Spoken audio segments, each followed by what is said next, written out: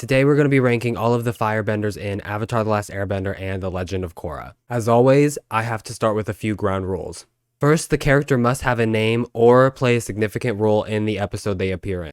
Secondly, they must be a part of the animated series. Third, this list will be exclusively firebenders, meaning no avatars, because obviously they would dominate this list. Number 32 is Malu. This character used his firebending to create a dancing dragon-inspired performance. This was good foreshadowing, but it was unimpressive firebending. Number 31 is Hide. This character harnessed the power of firebending to be a schoolyard bully. He throws one fireball at Aang and then gives up and starts fistfighting. Number 30 is Shuzumu. This ringleader's sole firebending achievement is setting a net on fire. Number 29 is the Shaman. She heals Avatar Korra on Banti Island using firebending. This is cool but not particularly impressive. Number 28 is the circus trainer. This character waving around his fire whip seems more like an empty threat. He was bested by a chained sky bison. Number 27 is Shiyu. We don't see much combat from the fire sages, but we can imagine they're at least trained in some form of firebending. Number 26 is the Great Sage. Being the leader of the fire sages, he was likely the most skilled. However, he was thwarted by a lemur. Number 25 is Xiaozu. This was a pro-bending player for the White Falls Wolfbats. He ultimately got his firebending taken away from him, and he wasn't much of a fight against Amon. Number 24 is Jaya. This was the friend to Avatar Wan. Jaya chose to leave the lion turtle with the power of fire after Wan was banished. He used his firebending to protect himself in the spirit wild. Number 23 is Lieutenant Ji. This was one of the Fire Nation officers among Prince Zuko's crew. We don't see much action from him,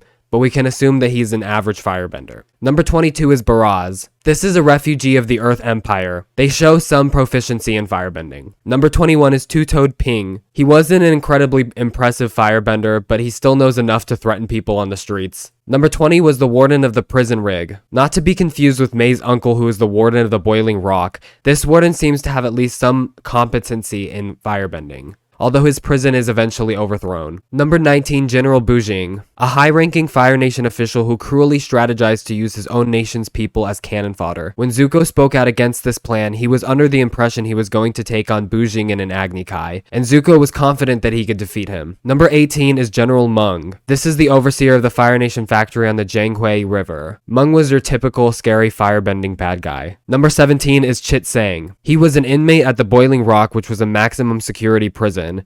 He must have been a pretty decent firebender to be such a high priority. Number 16 is Yan Ra. This is the former commander of the Southern Raiders. Though he weakened with age, he was once a feared Fire Nation officer. Number 15 is Lightning Bolt Zolt. Before his firebending was taken away, Zolt was the leader of the Triple Threat Triad. He taught Mako everything he knew about lightning generation and redirection. Number 14 is Monkey. Leader of the Rough Rhinos, an elite group of Fire Nation soldiers, Monkey was the powerful firebender, even respected by General Iroh. He terrorized villages in the Earth Kingdom. Number 13 is Commander Zhao. A capable firebender whose arrogance was his downfall, Zhao was always a major threat for both Aang and Zuko until his demise. Clearly, he was given the task of pursuing the Avatar because he was a strong firebender, despite fans liking to clown on his firebending skills. Number 12 is the Sun Warrior Chief. Based on the knowledge imparted upon Aang and Zuko by Ron and Shaw, the Sun Warriors seemed like a very skilled group of firebenders. The Chief would naturally have been the most skilled. Number 11 is Combustion Man. Extremely deadly but less refined than his later counterpart. Despite never achieving his goal of killing Aang, he was always a huge threat. Number 10 is Mako. This may seem like a low placement, but the top 10 has a lot of impressive firebenders. Mako has shown all the trademark abilities of a skilled firebender, such as lightning generation and redirection. He used his firebending resourcefully, like when he was against Minghua and Amon, possibly one of the best lightning users after Azula. Number 9 is General Iroh, Zuko's grandson. Not to be confused with Zuko's uncle Iroh. This general demonstrated great bending in his sparse appearances. He has shown the ability to use firebending to fly, which is considered a master technique, as well as generating lightning. Number 8 is Pali. She may not have been the strongest firebender, but her ability in combustion bending was unmatched in deadliness. In many of the fights between Team Avatar and the Red Lotus, she is priority number 1. And that was a team stacked with masters like Zahir and Ghazan. Number 7 is Zhang Zhang, a master firebender considered a genius in its usage. The feats he showed during his few appearances definitely live up to this hype. He was the first firebender Katara thought to teach Aang. Number 6 is Fire Lord Azulon.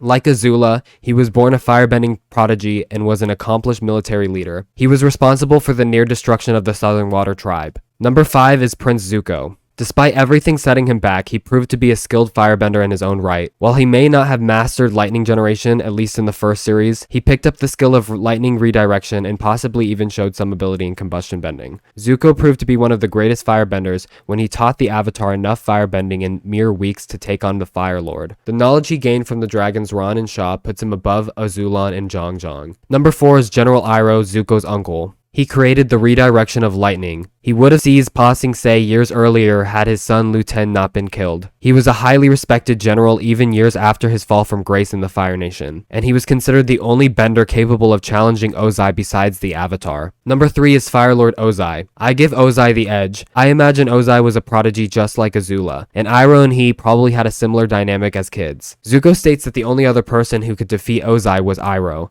and he was unsure if he could even defeat him. Number 2 is Princess Azula. Clearly the most gifted firebender in the series from her introduction onward, with blue flames to prove it. She was deemed a prodigy, rightfully, and was only defeated by her own mental instability. Number 1 is Fire Lord Sozin. Sozin managed to harness the power of the comet named after him to kill every single air nomad except for Aang. Besides that, he has shown various feats that haven't been replicated, such as redirecting heat from a volcano, and being a pretty close match to Avatar Roku in firebending skill.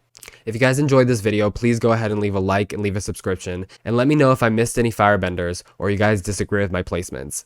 I'll see you guys all in the next video.